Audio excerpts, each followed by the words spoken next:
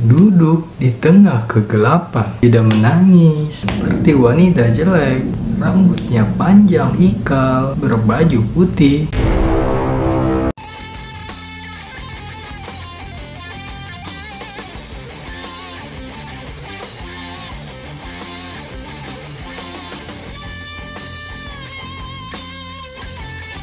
Assalamualaikum, halo Urbaners. Terima kasih sudah menonton video ini. Kali ini gue bakal membawakan cerita dari sebut saja namanya Roy. Halo, gue Roy. Suatu malam, gue dan istri gue sedang berusaha menidurin anak gue yang kancilen. Dalam bahasa Jawa, untuk anak yang susah tidur. Kejadian ini sekitar bulan April tahun 2019, sebelum datangnya bulan Ramadan di tahun 2019. Karena kecapean seharian, maklum weekend, makanya anak gua susah tidur. Waktu menunjukkan pukul 9 malam. Anak yang sudah terlelap tidur dan gua masih melek. Dan kebetulan juga istri gua yang masih bangun sambil bermain HP. Kondisi kamar gua gelapin total karena kami tidak biasa tidur dalam keadaan terang. Begitu juga dengan anak gua yang akhirnya mengikuti kebiasaan untuk tidur dalam keadaan gelap. Di sebelah kamar gua juga ada kamar tamu, tetapi ukurannya tidak sebesar kamar yang gue tempat tidur bersama istri gua. Jadi gue ini tinggal di rumah mertua, yang mana rumah ini memiliki histori buat istri gua. Gue memutuskan tinggal di Bogor dan pindah dari rumah gue yang di Depok setelah menikah di tahun 2017 silam. Karena alasan tinggal di Bogor, lu tau lah suasana di Bogor kan dingin, adem, enak lah. Alasan gue tinggal di Bogor karena di sana suasananya lebih tentram, lebih sejuk, dan tidak semeraut seperti di kota-kota. Gue akhirnya karena belum tidur ngobrol-ngobrol tipis sama istri gue, ngobrol ngalor ngidul sampai pada bahasan yang agak horor sedikit mengenai hujan. Hujan yang dipercayai akan membuat makhluk di alam sebelah numpang meneduh di teras rumah itu. Baru saja kejadian, soalnya di rumah sebelah istri gua yang ngeliat sendiri soalnya. Dia cerita soal itu ke gua. Justru setelah ngobrolin masalah itu, tiba-tiba pintu kamar gua terbuka dengan sendirinya. Agak pelan tapi pasti, dibarengi sama suara khas pintu-pintu berumur tua yang bunyinya makin bikin bulu kuduk merinding. Menurut kepercayaan mertua gua, kalau malam hari itu ruang tamu sebaiknya dinyalakan lampunya. Ini entah kenapa karena kebiasaan di Tatar Sunda. Jadi di sini istri gua campuran Sunda Betawi, sedangkan gua asli Depok asli. Tuh bagaimana gua juga nggak tahu.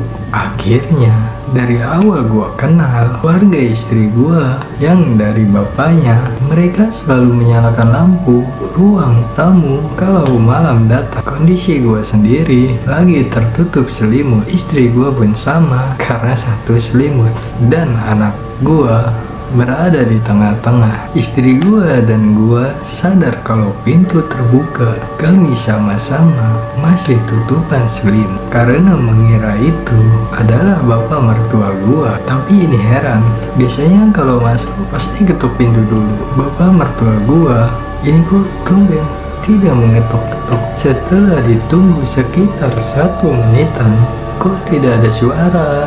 Otomatis gua dan istri gua buka selimut dan mendapati kamar. Gua yang mendapat cahaya di ruang tamu yang melewati pintu. Tapi di depan pintu atau sekitaran kamar dan menuju ke ruang tamu, apa yang terjadi? Ternyata tidak ada siapa-siapa. Aneh. Gue sih berusaha realistis saja pada saat itu. Tapi istri gue yang keburu ketakutan karena dia ternyata menyelot pintu kamar sebelum naik ke kasur. Jadi gak mungkin juga terbuka itu pintu kalau udah diselot. Gue cukup panik, tapi berusaha tidak takut. Gue selama ini selalu bertemu hal-hal yang aneh-aneh dari alam sebelah. Itu selalu di luar rumah, tidak pernah di lingkungan rumah, apalagi sampai masuk ke dalam rumah. Ternyata malam itu kejadian yang menurut gue agak nyeleneh terjadi di dalam rumah gua. Belum selesai kepanikan gua dan istri gua, tiba-tiba listrik di rumah mati. Gue langsung lihat ke jendela dong, karena tempat tidur gue dekat dengan jendela. Ternyata tetangga rumah mertua gue lampunya masih pada menyala pas gue lihat dari jendela. Artinya tidak ada pemadaman listrik pada saat itu.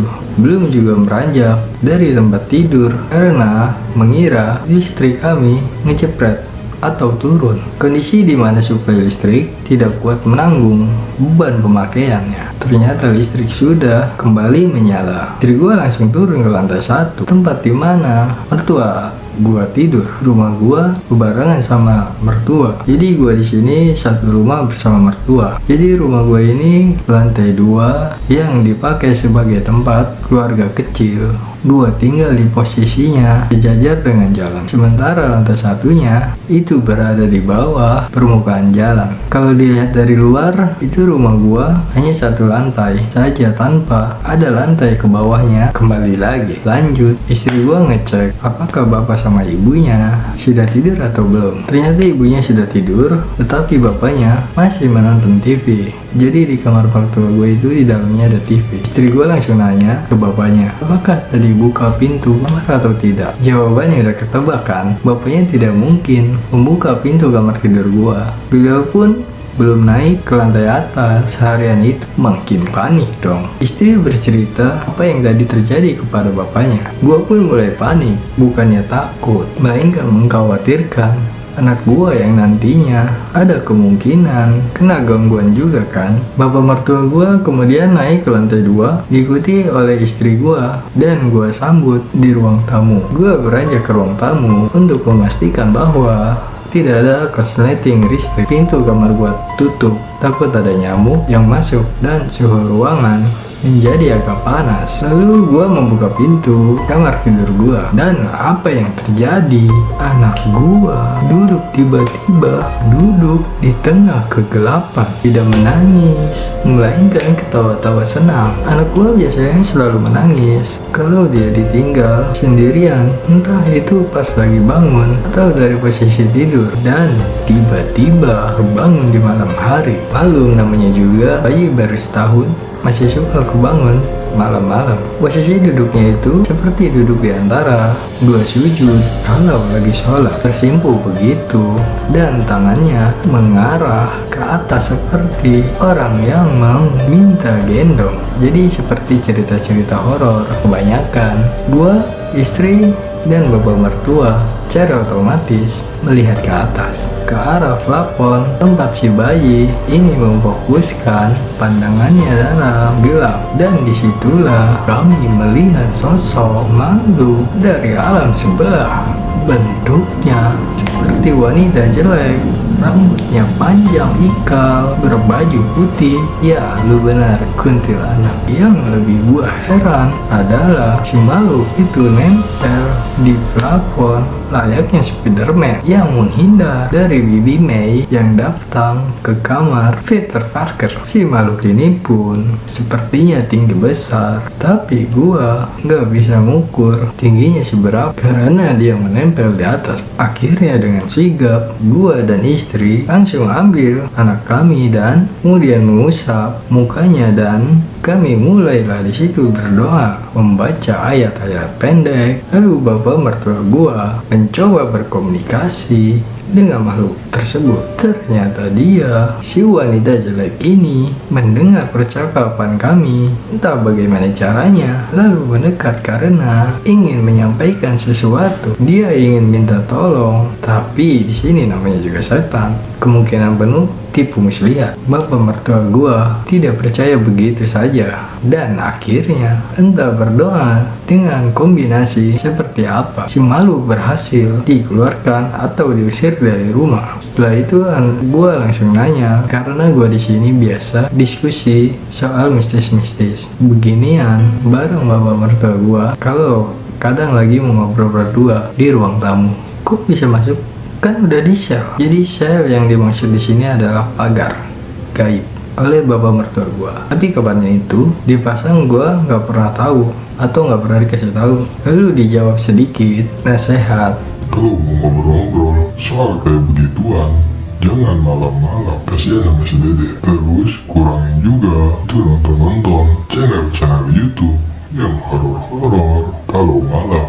Semuanya jadi keundang, picu karena itu. Terus kalian juga suka diskusiin, makin kuat dan ngerasa terpanggil terjadinya mereka. Entah gua harus percaya atau enggak, tapi yang jelas itu kejadian. Ini baru aja kejadian di dalam kamar gua. Ke belakang, ini mulai menurut apa-apa saja yang pernah terjadi, tapi kita anggap sebagai sesuatu yang biasa tahu, yang biasa atau hanya iseng. Ya, hal itu dimulai ketika kita jadi sering lagi menonton dan membicarakan soal hal-hal mistis. Pantas saja belakangan ini istri gua yang sensitif, terutama pendengarannya, selalu menyalakan TV ketika akan tidur, yang akhirnya sempat jadi perdebatan di antara kami. Ternyata setiap jam 2 pagi dini hari dia selalu mendengar suara-suara asing di telinganya, tapi agak jauh dan sayup-sayup. Terlebih lagi suka ada terdengar bunyi-bunyi unggas peliharaan bapak, mertua, dan tetangga pada jam-jam segitu. Gua pun sempat mengalami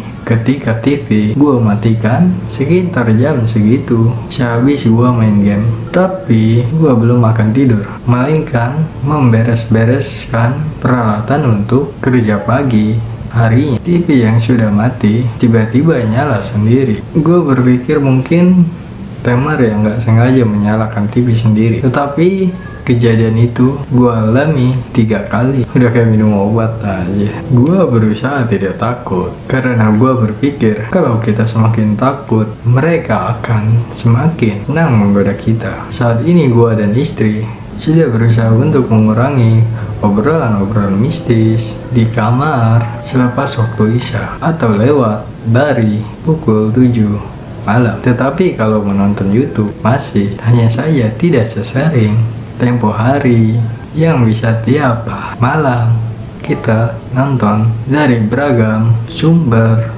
channel YouTube misteri yang ada. Gangguan ternyata masih ada, tapi tidak se-ekstrim kejadian itu yang sampai masuk ke kamar kemarin. Intinya kita harus tetap yakin kalau kita ini makhluk Tuhan yang paling sempurna, jadi tidak ada alasan untuk ketakutan yang berlebihan. Kita dibekali agama, kita bisa gunakan kepercayaan itu untuk mempertebal keberanian kita dan yakin bahwa Allah Subhanahu wa Ta'ala selalu melindungi kita, setiap umatnya yang selalu berdoa dan meminta kepadanya. Sebelum kita berpisah, jangan lupa like, komen, dan subscribe ke channel ini. Oke, terima kasih. Assalamualaikum warahmatullahi wabarakatuh.